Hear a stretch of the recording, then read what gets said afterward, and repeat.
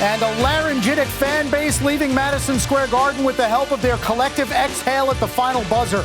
On a night where resilience was their response and special teams were exactly that, the Rangers doubled their pleasure and their series lead in this opening round against the Washington Capitals. 4-3 the final at the Garden. Hi, everyone. Welcome inside our Delta MSG studios. John Giannone, Henrik Lundqvist, and Steve Valiquette.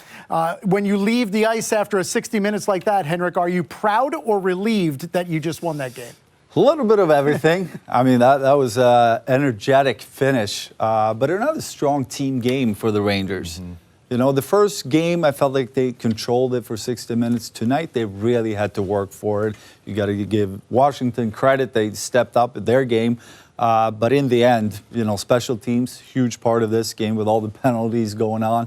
I like the fact that they really had to work for this one. You know, it just builds character in the room and helps them prepare for the next game. Because I think Washington only going to get better here, going back to Washington playing the next game. But the way they battled down the stretch, especially the last couple minutes, it was fun to watch, and they got the price they wanted. And that next game is Friday in Washington, right here on MSG. Steve, the Caps cut the Ranger lead to 1 with about 8 minutes left. Jimmy Vesey iced the puck when he shot for an empty net from 140 feet away with 2:40 remaining, and it sure was a high-wire act in the last 2:40 inside the Ranger zone. Well, you know what you get out of that is that, okay, we can do it, we can lean on this experience, we know we're very good at it, and this iteration of the New York Rangers, they can beat you on the ice and they can beat you in the alley, and what I saw in this game was a lot of pushback because it got nasty at times, and especially at the end of the game when there is lives on the line here, it seemed like in this one, and a lot of battles. And it was one win after another, and guys are laying out for each other. And you know what it's like, Hank. You get in the room after this one, and everyone's face is beet red. You're happy, you're excited, but you're also proud. There's a lot of pride there because you finished the job. You're mentally tough as a group, and that's something you can carry on. This was not an easy game. This was a war. And right until the end, Igor's got to make a save there with no time left on the clock. But it's always just, I think, the experience this team needed right now. The last thing you need is for the Rangers to go through easy and then have a brick wall when they meet Carolina. You want them to have this type of pushback, and there was points of the game where they really had to measure themselves and keep cool heads as well. You touched on it, Steve. Like the feeling in the room after a game like tonight, it's just...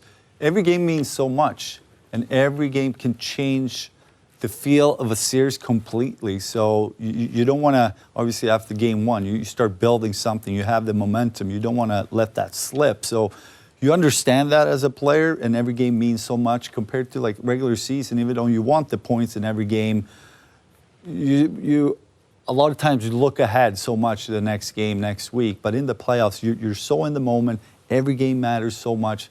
And you leave everything out there, and that's what we saw the last 5-10 minutes. It was it was a war, it was a battle.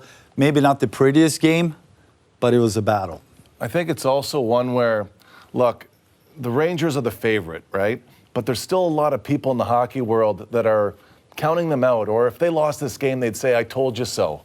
And I think the Rangers can still weaponize themselves a little bit as an underdog because the overarching view from everybody in the hockey world is, well, they're a bit of a paper tiger. Well, they're showing that's not the case. And I think that's important to the group too because they're a favorite, but taking care of business at home in 2 games, that goes a long way with this group. And I don't mind them using that underdog card, too, because you want to use that. Right. Every coach tries to weaponize that before every game. Right. The President's Trophy means you have home ice throughout, but you have to win at home to maintain home ice. Rangers did that in these first 2 games. Igor Shesterkin, you saw the final of his 23 saves as he wins and the Rangers take a 2-0 series lead. Did you like that, Hank, as a goaltender, getting that extra day those few times you would in a series that otherwise goes every other game? Well, when you win, it's a lot easier to let go of the game and get away from it, have fun with your teammates, and then when it's time to refocus, you do that. If you lose a couple of games, it's very hard to get away from. You sit at home, you overanalyze. So,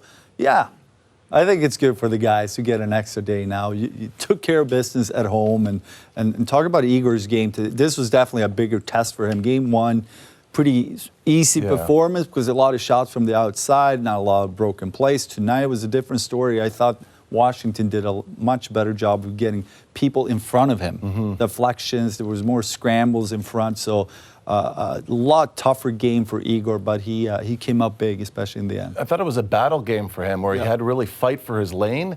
And don't forget, the first period, he had 4 rush chances right off the start. So it wasn't like he was eased into the game at all either. It was a much more difficult game that way. Go back to game 1, they had 4 high danger chances, 3 off the sticks of defensemen. But this was the forwards. 2-on-1 after a 3-on-2. He has to make a big save right there.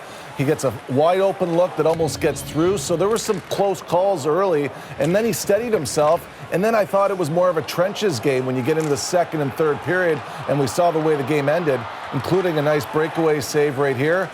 He had his game. You know, he made his saves when he had to make them, but I thought a lot of what was happening in front of him helped him carry that energy as well. And he's not going to be intimidated. The defensemen that are guarding him in his ice essentially aren't going to be intimidated. And that really shines through the group right now. This iteration of the team is not going to be intimidated, and that's a big thing. And you heard Igor Shesterkin thank and praise his defense for blocking shots. They had 21 blocks in game 1, 20 more in game 2 tonight.